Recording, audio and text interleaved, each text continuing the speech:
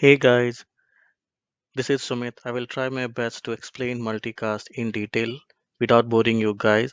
And here are the topics I'm going to cover, which is IPv4 multicast overview. This will be I will be discussing in this video, which is part 1, and it is followed by PIM sparse mode, and I will be in detail talking about troubleshooting multicast RPF failure, followed by auto RP, and in the last I will be talking about bootstrap router, which is also we can define it as BSR router, anycast and multicast source discovery protocol. And in the end we talk about source specific multicast, which is SSM, and bidirectional PIM and layer 2 multicast.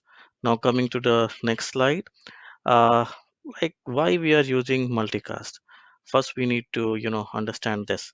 So multicast is basically like it's a kind of data transmission to a group of destination. For example, it is one to many. There are like two modes of communications which we are using. One is unicast, and in the case of unicast, it is only used as for one-to-one transmission. And the next one will be broadcast, which is like one to all. So a radio transmission is an example of broadcast communication. Any cast is used for like one to the nearest transmission, and basically multicast in use in media streaming.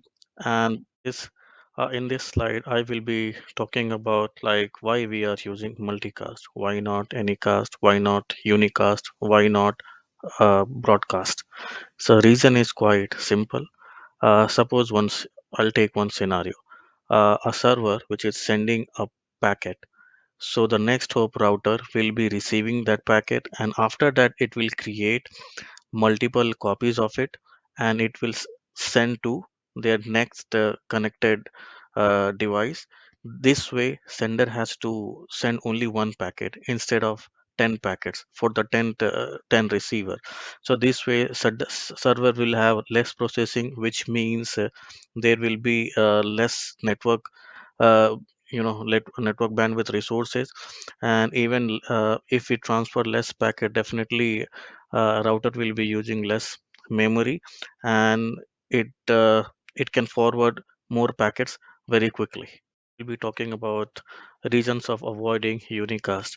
So as I already explained in the previous slide, like why we are using multicast, but here I'm going to talk about why not we are using unicast. Unicast is intended for one-to-one communication. Suppose in the example, a sender has to send 100 packets, it has to know 100 IP address, which will be like unicast is always intended for one-to-one communication, which can result into high bandwidth usage, waste of high memory, and in the case of sending 100 packets, there will be a waste of network resources, waste of network bandwidth, and even router has to process too many packets, which is not an ideal situation here. So jumping, I will be talking about why we are not using broadcast. Broadcast is meant for one to all communication, which is used in radio communication or in sports broadcasting. And the problem lies here in which the user which is not willing to receive that packet. And if we are using broadcast technology, that user will be receiving the same packet, which is result in router has to process more packet and the waste of network resources, and which is not an ideal situation here. So these are the reasons which we have discussed so far why we are not using unicast and why we are not using broadcast.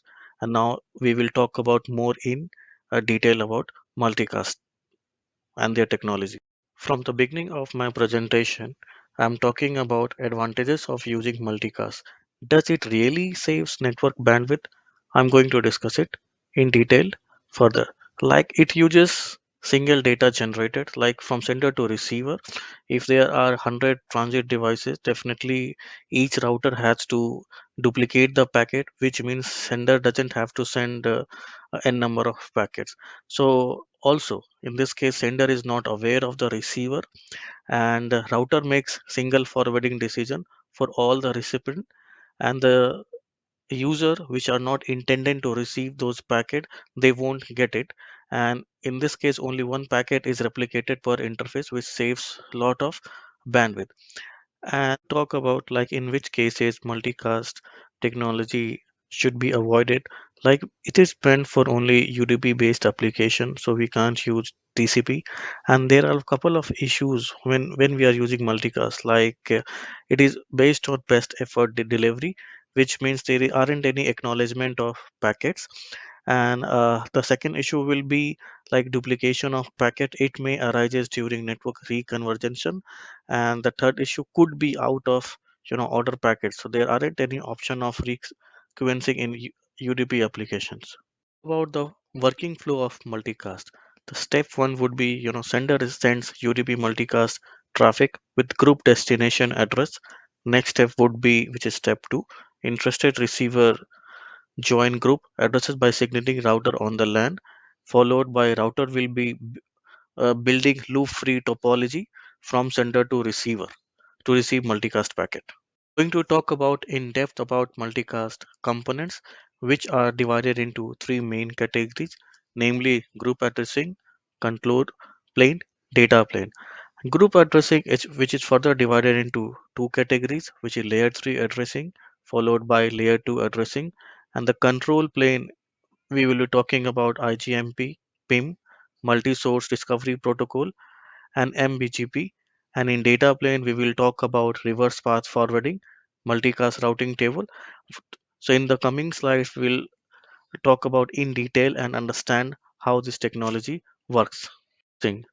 It is basically an agreed address between the sender and the receiver on which they can receive specific feed or the intended feed.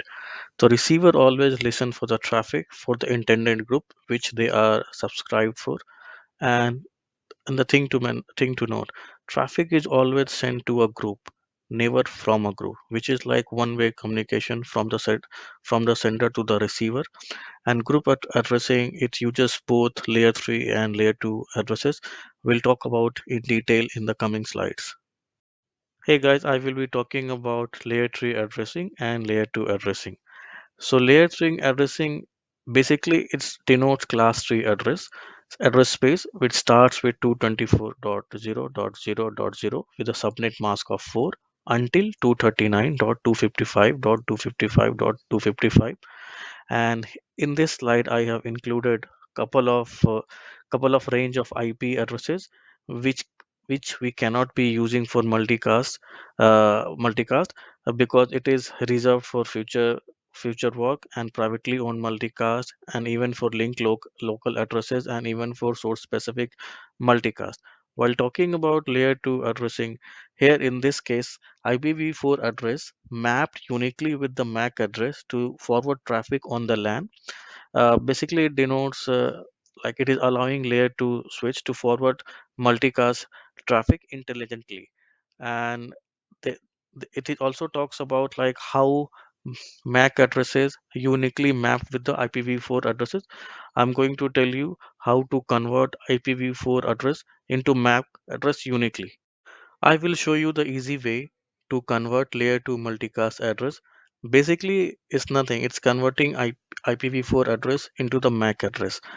So, for example, I have taken this IPv4 address, which is 224.0.0.10. Step 1 would be converting these IPv4 address into binary, which is I have showed you in the picture. And the step 2 would be the first 8 bits will always be replaced with 01 colon 00 colon 5e. This will be fixed. And the third step will be the bits which is marked in green, it will be always be replaced by 0. And the remaining bits along with the bits which is marked in 0, we have to convert it into the hexa again.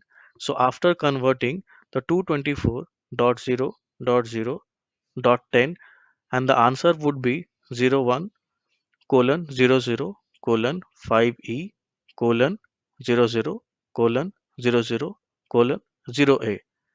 And here are the exercise question for you guys. You can practice and you can match the result, and let's see you are getting it right or not. Control plane is the part of the multicast components, and it is used to determine the following, like who it's sending and to what group, and who is receiving traffic for what group, and how traffic will be forwarded from sender to receiver, which is a part of loop free topology. And it built with a combination of like host to router communication, where IGMP plays an important role, and IGMP is like used by the receiver to signal router on the LAN that the traffic that it wants traffic for the specific groups. It comes with three different flavors, which is version 1, version 2, and version 3. And in control plane, it's also it's like router to router communication. We are using PIM and MSTP. So please remember, for host to router communication, we are using IGMP, and from router to router communication, we are using PIM and multi-source discovery protocol. So in this slide, we will be talking in detail about IGMP version 1, which is Internet Group Management Protocol. So it has basically two kind of message to signal to the router from host to the router, which is like host membership, which is a kind of query packet which is used by the router to check member of the group still exist or not. And the second will be host membership, will be for report packet, is known as IGMP join, which is very important. It is used by the client they wish to receive specific multicast group or not. Right now, IGMP version 1 is not used anymore. It is a legacy and it is replaced by the version 2. We'll talk about the features of IGMP version 2. It plays an important role in querying election. Like if multiple router exist on the segment, so it denotes who is sending the query. And another feature which it has is tunable timers. It can speed us the query response time. And the third features would be group specific query, like it denotes query sent to the group instead of all the multicast host. And explicit leave, it will speed up the convergence if no other uh, hosts are joining to the group. We'll talk about the ICMP version 3. It will support SSM, which is source specific multicast. Version 1 and version 2 only supports star comma G entry, whereas version 3 will support S comma G entry, and the star means the source here. And in IGMP version 1 and 2, the receiver is not aware of the sender, although in version 3, receiver already aware of the sender, and we'll discuss about it in more in detail in coming slide. Now the router knows that host want traffic for the multicast groups, and how does it tell the rest of the network to deliver traffic to the specific group? I'm repeating it again. IGMP is used for host to router communication, and PIM is used to router communication. And I will be discussing about PIM, and it plays a very important role to tell the rest of the network or the devices to create a loop free technology and to deliver all the multicast packet to the intended receivers. Form of PIM would be protocol independent multicast.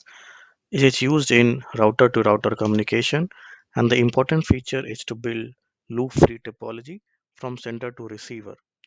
And the interesting thing is, it does not advertise its topology information. That's the reason it's called protocol independent. And please note, IGP protocol should be running in the network, which helps them to build a loop free topology.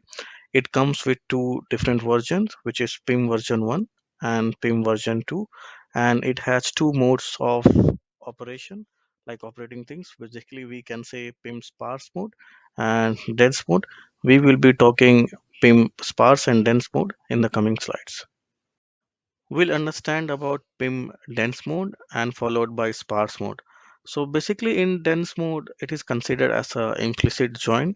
By default, all the connected devices will receive multicast packet, and if they don't want to receive any specific group, they has to say it that I don't want it. So To stop that multicast packet, a router has to send a prune packet. So basically, it uses flood and prune mechanism. So by flooding, it will give all the packet to all the connected device, and by pruning, it says that I don't want to receive any packet. And now coming back to sparse mode, it is considered as a explicit join. So until you don't say it, you are not going to receive any packet. And how we can say that we want to get the multicast packet by sending a join packet to the neighboring router. So basically it denotes no traffic until you ask for, and it uses rendezvous point, which is in short we can say RP, which denotes to join the packet. And basically PIM mode decide how the tree is built, who will receive and who will receive what traffic.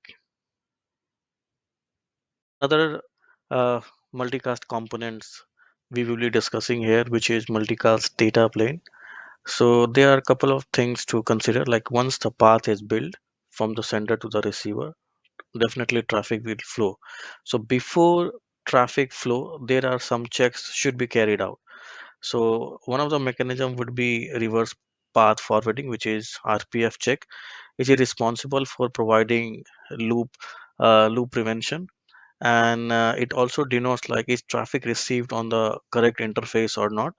And the second would be like multicast routing table, which we can say mrib and mfib, which denotes packets should be forwarded on what interface.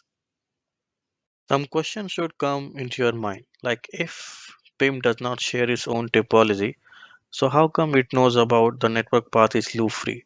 So I would say the explanation would be, once the multicast packet comes into the router just look for the source IP and the incoming interface. The source IP denotes uh, from the sender, and after that, unicast routing table is checked for the reverse path back to the source address. And couple there is a logic you need to consider, like if incoming multicast interface is equal to outgoing unicast interface, in that case RFF checks passed.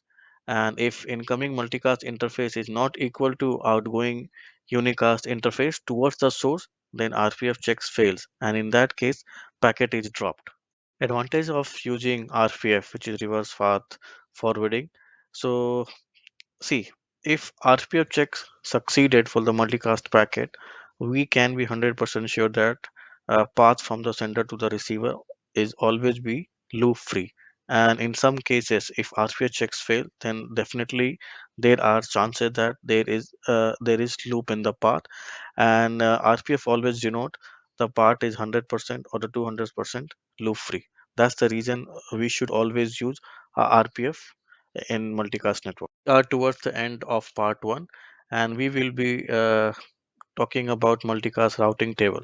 See, so hence two router exchange PIM messages, and with the help of PIM messages, router learns about where are the source and where are the receiver exists.